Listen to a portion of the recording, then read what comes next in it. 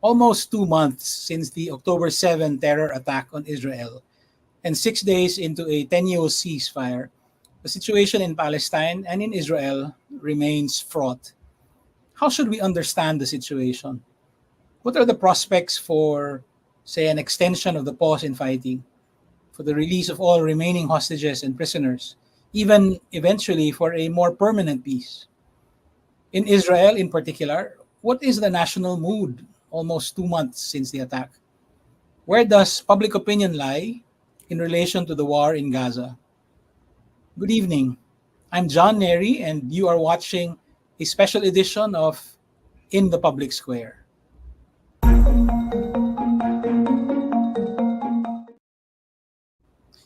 To try to understand Israel's position, and more important, to get a sense of what the Israeli public is thinking, I've invited an outstanding journalist who is also a personal friend.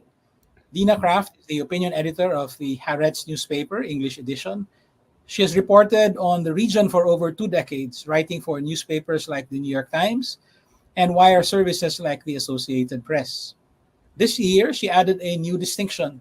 She co-authored the best-selling book, My Friend, Anne Frank. She joins us from Tel Aviv. Good evening, Dina. Thank you for joining us in the Public Square. Good evening, John. So good to be with you today. How would you describe the mood in Israel today after the first hostages had been released? Yeah, I would say the mood is, on the one hand, it's very mixed. It's been a complete roller coaster here. You have the sort of the split screen images of these hostages coming across the border. You know, everyone's gathered around their TV screen, seeing who they can see. They're not releasing the names beforehand. So as we see them coming across, they're being identified. And then soon after, you're seeing these very joyous reunions between, mothers and their children, between fathers and sometimes their mothers and children, and all sorts of combinations. Of course, it's women and children that have been released to date, with the exception of one man who has Russian citizenship. But the mood, I would say, is high anxiety. People are having trouble sleeping, as they've been having since the beginning of this terrible ordeal. But there's this complete anguish over and frustration in the way that Hamas is sort of playing with Israel, like as if it's sort of a puppeteer, and Israel is its toy puppet. Dangling different names of hostages, dangling the prospect of more hostages now with the extension of the ceasefire by 2 days. Will they actually come? Will they not? Will they release all the mothers and all the children? There are some children who become sort of symbols of this. There's a little 3-year-old girl who was released 2 nights ago, who saw her mother murdered by Hamas terrorists the day of the attack on her kibbutz. She rushed into her arms of her father, and then he was shot and killed while she protecting her. She was among those released, and she's become a symbol. Another symbol are 2 little boys. One is not a boy, he's a baby, he's an infant. He's only 10 months old when he was captured. He had his 11-month birthday in captivity. He and his brother, who were 4 years old, are captured with both of their parents. We don't know where they are. Hamas is saying some other group has them, perhaps the PFLP. So there's a lot of agony and a lot of just frustration with this feeling that Hamas is sort of twisting the knife and being especially cruel in the way they're sort of doling out this hostage release. What is it like to be in what is now called Hostage Square? I mean, can you sort of describe the scene there? It's incredibly emotional. It's kind of like a little bit, the first time I arrived, I felt like I was in a Twilight Zone that was sort of part art exhibit, right? You have all of these posters everywhere with the faces of these people and their names and their ages. And of course, they span from, 10-month, 11-month-old little baby Kfir to women in their 80s. A lot of these older women have now been released in this last go around of hostage releases. You have 13-year-olds. I mean, I have my own, like a 13-year-old and a 16-year-old, and I can't help but see the faces of my own children in these faces of these posters, and everybody can see. It feels very, very deeply personal. This is not a removed trauma. Israel is going through a collective trauma right now, as are the Palestinians in Gaza, right? But the mood on the square, it's very eerie. I mean, you see on the one hand, the posters being hung, You see family members saying, my Mhm. son is in Gaza. It's very intense. You see like art installations. Like, for example, a long table has been set, like for a Shabbat Sabbath dinner, with all the places, originally it was about 240 places of the hostages that are in captivity. There's also yellow chairs set up to symbolize each and every one of those taken. There's also a huge screen with a countdown of the amount of the numbers of days and hours and even minutes and even seconds that they've been gone.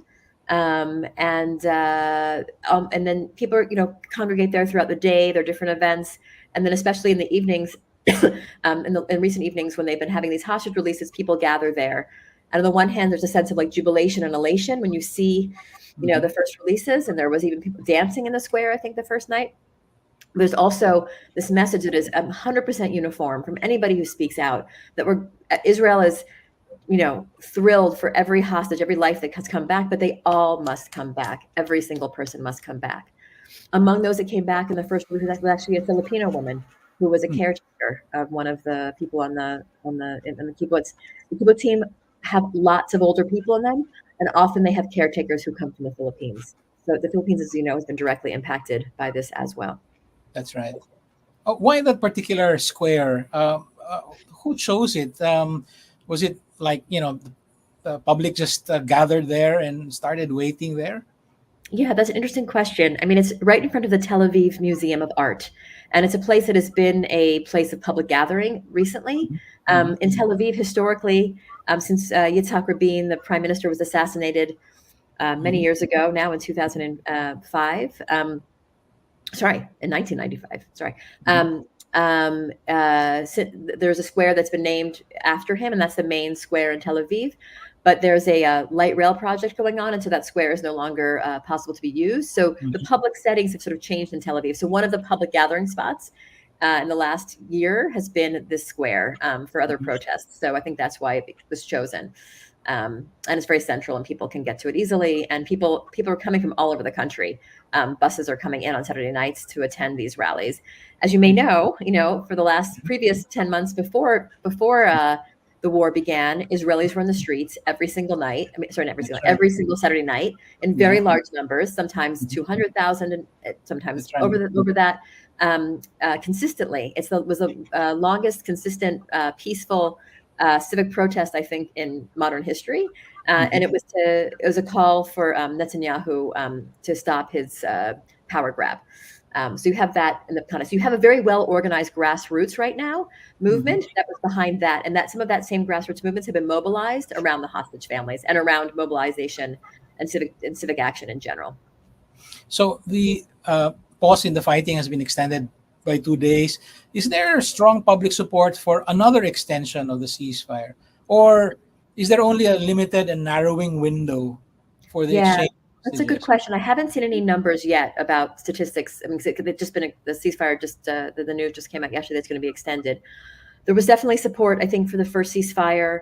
Definitely support for bringing the hostages back. I mean, I think people feel like this war will not be a war that can be won without the hostages fully returning, all of them. Mhm. Mhm. On the other hand, there's a really acute understanding that if Hamas is left with its current capacities, that it has not been completely, unarmed and demobilized, and its leadership has not completely been stripped of Mhm. its power, that the war cannot end. Most Israelis, I think, believe that they will not be safe, that this country will not be, its borders will not be protected in the south if Hamas is not removed. And the fear is if the war stops, as difficult as it is, that Hamas will be able to sort of, you know, um, come up for another day and will Mhm. again attack and will again create the kind of horrible images of carnage that we saw on October 7th.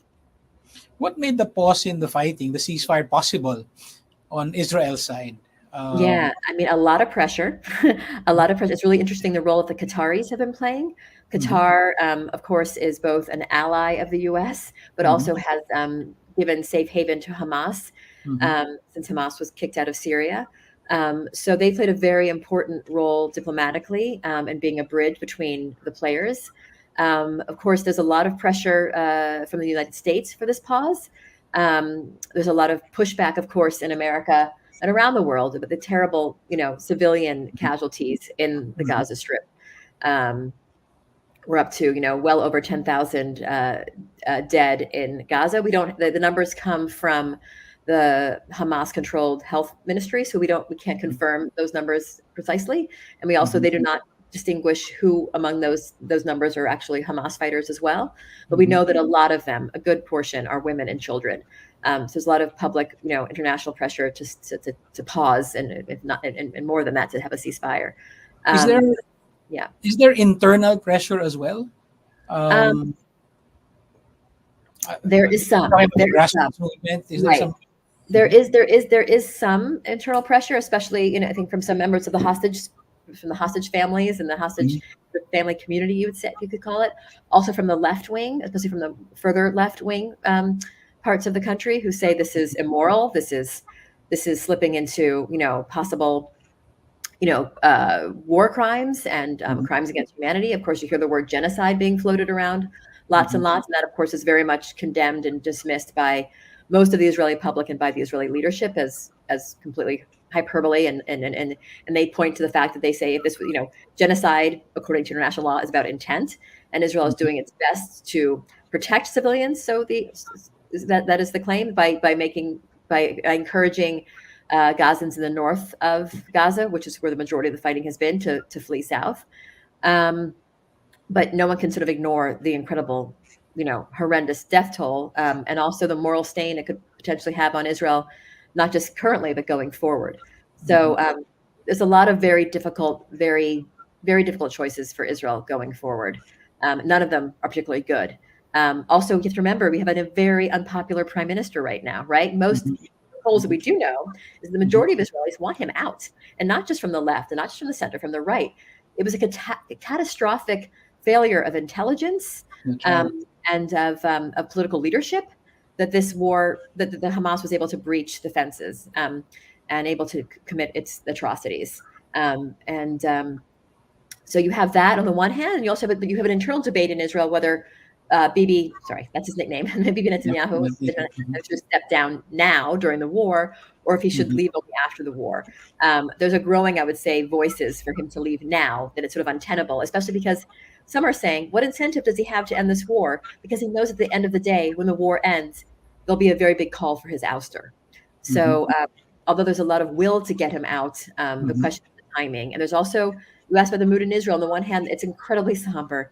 This is a very sad place right now. People are mourning, they're grieving, they're in shock. And I would say in some ways, people are even more horrified this week than they were even last week, because on the one hand, there's this incredible joy and relief to see these children reunited with their families, women. But on the other hand, obviously there's the refugees, so they're the hostages left behind, but also we're hearing stories, we're hearing what their lives were like, in captivity. We're hearing the aunt of a 12-year-old boy said yesterday that he was meant to repeatedly watch, forced to repeatedly watch videos of the October 7th attack, which, many of you viewers may know are horrific. They're of actual crimes being committed. They're of, people being, I'm not going to go into details, but, horrible, horrible images that nobody should be forced to see. There's also terrible fear, of course, for the women who are being held in the Gaza Strip, particularly. We know that there are many reports of systematic rape of the women on October 7th. And there's a fear that that could be happening, of course, inside the Gaza Strip as well.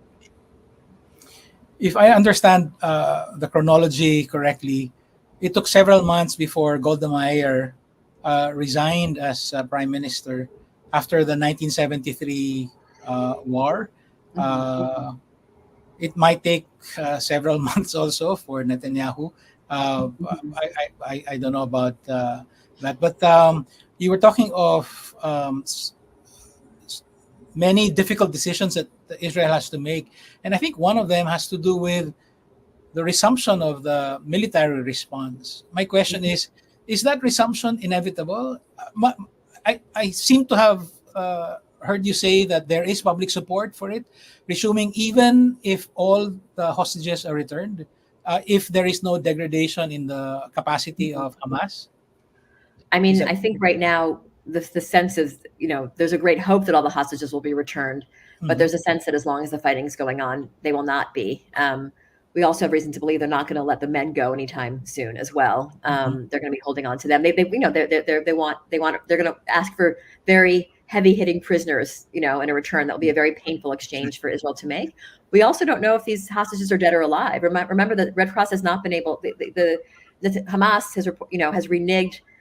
Well, Israel said that Hamas had agreed in the truce agreement to let the Red Cross visit the hostages. And then they said that Hamas reneged on that. Hamas says they never agreed to that in the first place. So it's not entirely clear. But at any rate, we don't know if these hostages are all, who are being in captivity, what their status is. But on Friday, when the ceasefire ends, I think there's a very good chance the fighting will resume. That is what the military wants. That's what the government wants. And that's what a good chunk of the Israeli public wants. Again, not because they want to see, more catastrophic losses on the side of the Palestinians, but because they feel that Israel is unsafe right now in a current situation with Hamas at its border. Hamas, you should remember, has a genocidal agenda that they have not hidden.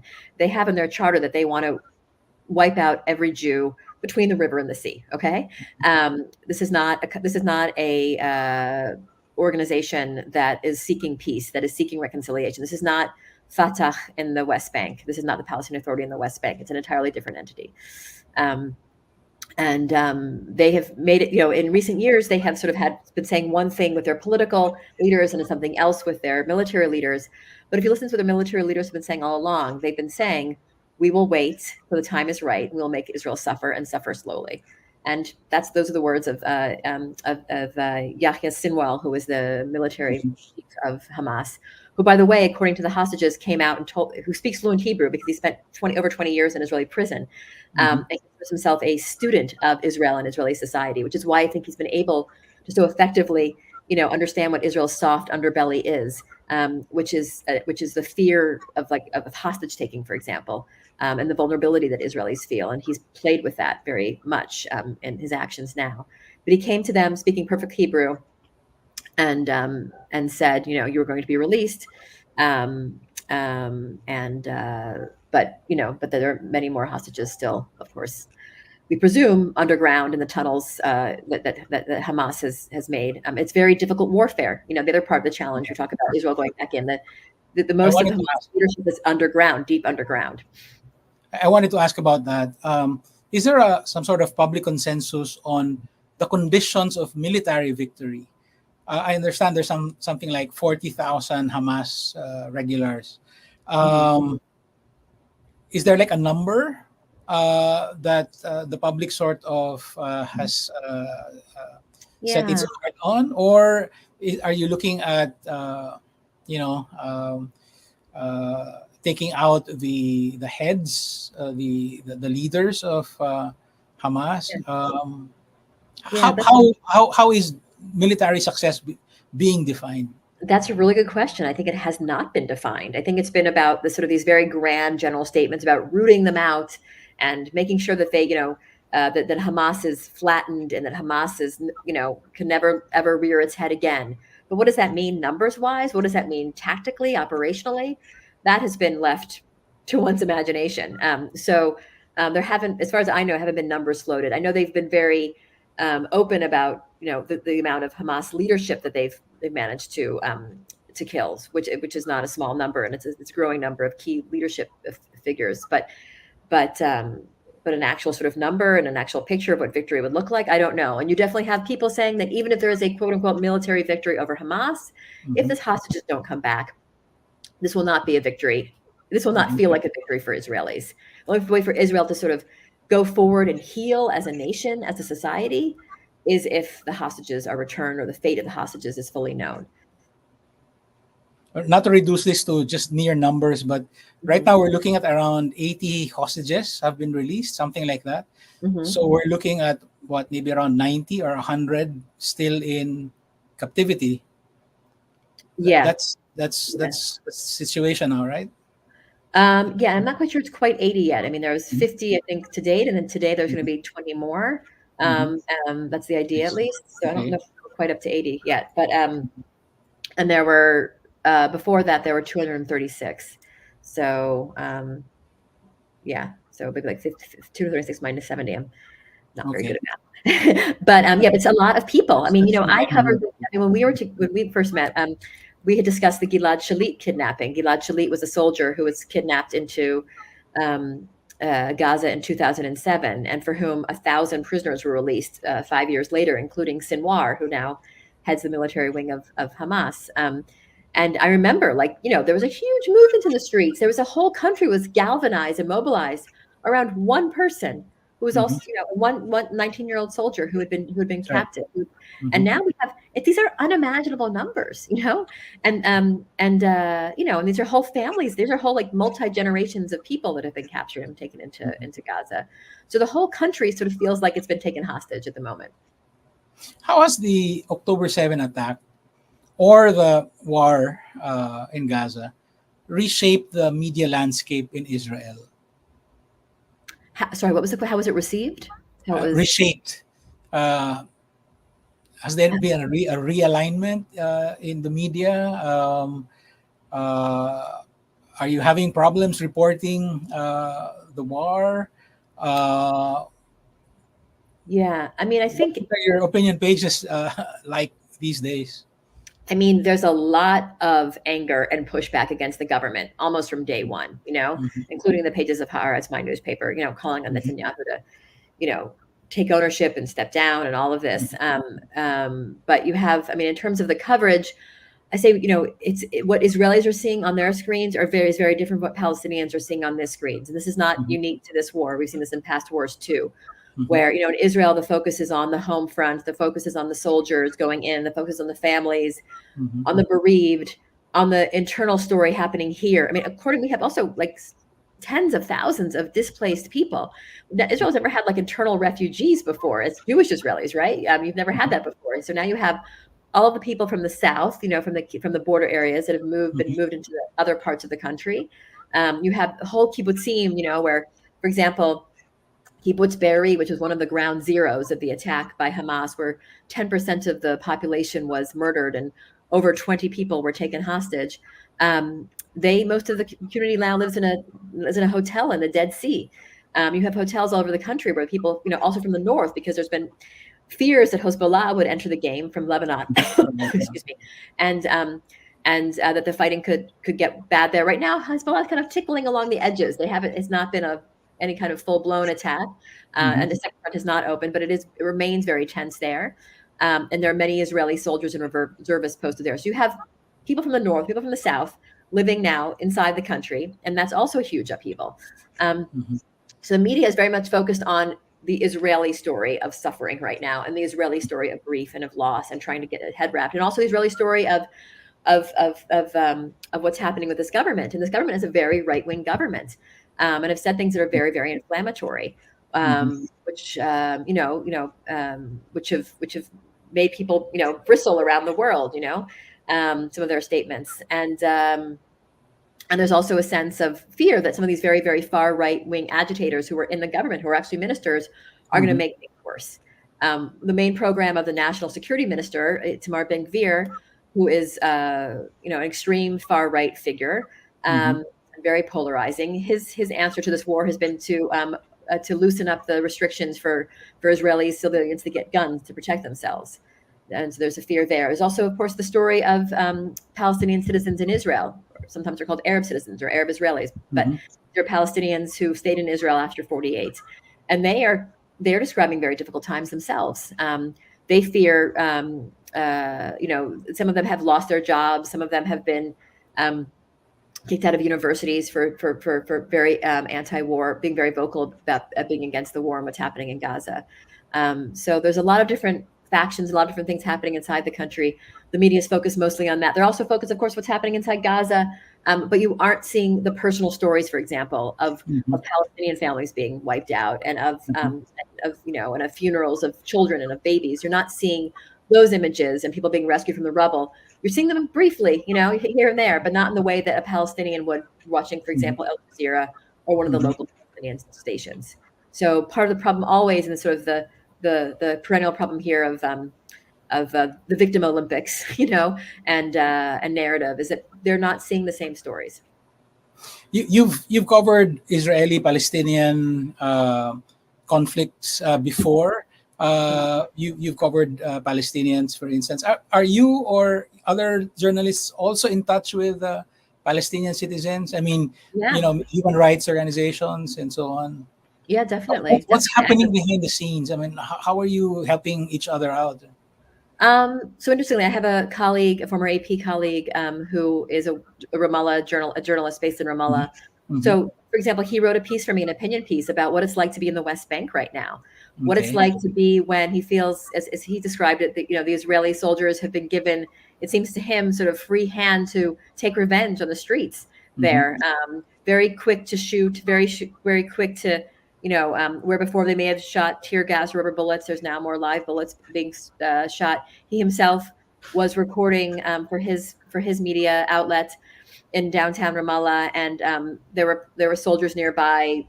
Not really entirely clear if they were chasing down stone throwers or what, but there were bullets that were shot towards his office, and some shattered some of the glass in his on the balcony of his office building. And also what's happening in the more sort of the outside of the cities in the West Bank, where you have Israeli settlers and you have Israeli soldiers who are committing more acts of Hmm. violence and being tougher on Palestinian citizens in the West Bank. So all of that is happening, and there's a real sense and a real fear that there could be another front that could open in this war, not just the southern front of Gaza, not Hmm. just God forbid the northern front at Hezbollah. And Hezbollah has much heavier weaponry than Hamas does and can cause much more damage to Israel, but That's also right. potentially a front in the West Bank. And it feels like the right-wing elements in the government and their sort of constituency as it Hmm. is in the West Bank are trying to inflame things in the West Bank almost. So there's a lot of fear. And so on the one hand, we have the sort of quiet, the beautiful, been a beautiful day in Tel Aviv today, the blue Hmm. skies, and people can do their shopping and not have to sort of wonder if they're going to have to dash into a bomb shelter. Hmm. And in Gaza, people can maybe sleep a little bit finally again, Hmm. and people are in Gaza going back to sort of regroup a little bit and bury their dead. On the other hand, we know that in a few days things could get very difficult once again. And when you published that commentary by your Palestinian ex-colleague, Yeah. what was the response in Israel? um, Yeah, I mean, I think the response in general to the weapon there's a lot of concern. There's a lot of concern and I think people, but before the war, were very concerned about the far right taking advantage of the situation mhm, of having power in the government. But now they're taking advantage of the sort of the fog of war to do more damage. There's been a lot of outrage against what's happening in the West Bank, on the one hand, especially by people who are following things closely. But I think on the other hand, the focus is still mostly on Gaza, and the focus is still mostly internal on this sort of internal wound and internal sort of collective shock and trauma. But I think the horror of October 7th is that Israelis feel like they're not protected. Israelis feel like they've become sitting ducks. And mhm, while Netanyahu and his extremist government were focused on trying to on their power grab and trying to reduce the power of the judiciary and trying to save Netanyahu himself from going to jail, as some of your viewers may know, he's on trial right now, if you can believe that, mhm, for corruption and could face possible jail time. This is the person who's leading Israel, both in peacetime before the war and also during war. And the incredible price tag of having this kind of leadership has now fully dawned, I think, on most Israelis, and the terrible price that has been paid for keeping his eye off the ball and the government's eye off the ball has been paid. With over 1,200 dead Israelis, and of course all of the thousands, tens of the mhm. 10,000 plus Palestinian dead now. So and also sort of on a micro level, I mean, I'll just share with you a story that I found particularly Yes, please. disturbing, which is along the border of Gaza, there are these very high-tech fences and all of this sort of machinery, and there was always this sort of sense of like relying on digital information. But part of that information was taken by human beings. And who are these human beings? They're called lookouts or spotters, and Mhm, they're uniformly women are put in these positions because they have to have these long shifts of 9 hours where they have their own little patch of ground across the border to be looking at, and they know every little bit of it, every rock, every flower, every road. And they were warning for weeks and weeks that they saw Hamas on the border mobilizing, it looked like, for some kind of doing exercises for some kind of potential attack. And they were telling their officers and they were telling their higher ups. And what happened? They were told to basically shut up. They were told by higher ranking male officers, okay, that they had to stop bothering them with this information. And they were even threatened in one case to be court-martialed if they kept nattering on about this. And what happened on the morning of October 7th? They were slaughtered, those women, many of them, okay? 18-year-old, 19-year-old, 20-year-old women were slaughtered. And also there were also, of course, the terrible stories of rapes, right? And then some of them were taken into Gaza. And so then this is a terrible story of both sexism and hubris. And so these stories are coming out and they're continuing to come out. And there is a lot of, on top of the grief and the agony, there's just a lot of internal rage as well about the incompetence that led to the moment of the morning of October 7th. Dina, we're running long, but if I can ask two more questions, the last two questions, please. What are we outside observers missing? The complexity, that there is, that on the one hand, there's a lot of these calls, for ceasefire. And I think but at the same time, what I'm seeing from, let's say, the ceasefire, but no call at the same time for releasing the hostages, there's this sense that I think a lot of Israelis feel with the protests around the world that Israel's very right to exist is being called into doubt. That Israelis are being called, colonizers, and are accused of sort of being seen as some sort of like, imperial, white people, and their pain doesn't matter as much, and their crimes are great and against the Palestinian people, and therefore they deserve this in some way. And I think people need to know that there's a lot, every time you come to this place, and I hope one day you will, and I can show you around, it is not black and white. There are lots of shades of gray, and Israel deserves to have a country as much as anybody deserves to have a country. And there have been a lot of mistakes that Israel has made along the way. I think any Israeli will tell you that. But at the same time, and especially in regards of its treatment of the Palestinians, and a lot of things now are coming home to roost, right? But at the same time, Israel was attacked and Israel was assaulted. And Israel also has a right to self-defense. And what does that mean? And how does it defend itself? Is a very open question. And I feel like all of the answers are difficult ones. But I think this idea of just having a ceasefire, it just lets, as without any conditions, without sort of having a plan for perhaps international forces to come in, for diplomacy to work. I think a lot of Israelis understand that there needs to be finally a political solution, and there will never be fully a military solution to this. But how do you prepare the ground for a proper political solution? Hamas cannot be part of that political solution. So people are protesting out there in the world. I think people have to also understand that Hamas has also, committed war crimes, and Hamas has a genocidal agenda, and they don't hide it. And I think that's part of the gray that people have to understand. And how can Palestinians live in dignity and peace? How can Israelis live in dignity and peace? How can we finally get back to a solution? Two-state solution, one-state solution feels like even further away right now than it did in the past, but that's also something that people have spoken about over the years, some sort of binational rule. But I think everyone understands that this cannot go on. If there's any sort of like light in the crack of this horrible, dark moment, is that possibly now there can be a path forward to getting to a political solution, because there's so much suffering on both sides. And there's so much agony, and we can't wait for the next time for this to happen. Dina, you co-authored this beautiful best-selling memoir, My Friend Anne Frank.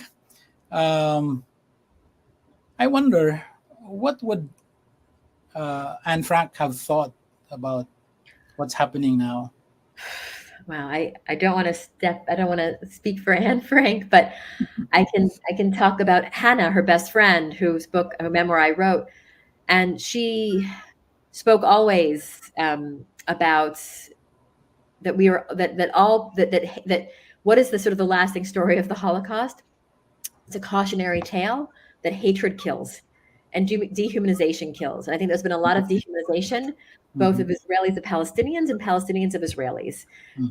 So first of all, I think that's what Hannah would talk about, is a very terrible price of the dehumanization and hatred can lead to. Hannah happened to be a religious woman, and she always spoke about that all people are created in the image of God. And then we have to remember that. And I think that is exactly what was forgotten on October 7th, and exactly what's been forgotten throughout these many, many years of this conflict, that we are all people, and that most people want to get on and live their lives. And the question is, how can we do that with full equality and full dignity and full respect to both peoples, both Israelis and Palestinians? How can we finally get towards that day? And I think leading the path are a lot of really impressive activists inside Israel, and I think Israeli citizens and Palestinian citizens of Israel. And I think the fact that they are doing a lot of important work together right now. I'll give a shout out to an organization called Standing Together, for example, that's been doing a lot of outreach between Israeli and Palestinian citizens.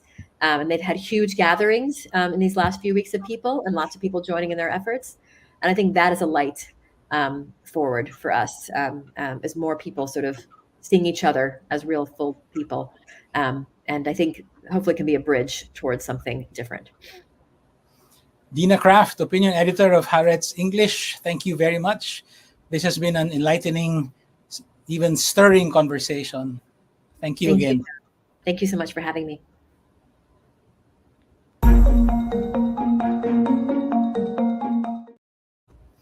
That's it for us tonight. As always, the next step for engaged citizens is to take a more active part in rebuilding our democracy and supporting other democracies and other democratic projects. See you in the public square. This is John Nery. Thank you and good night.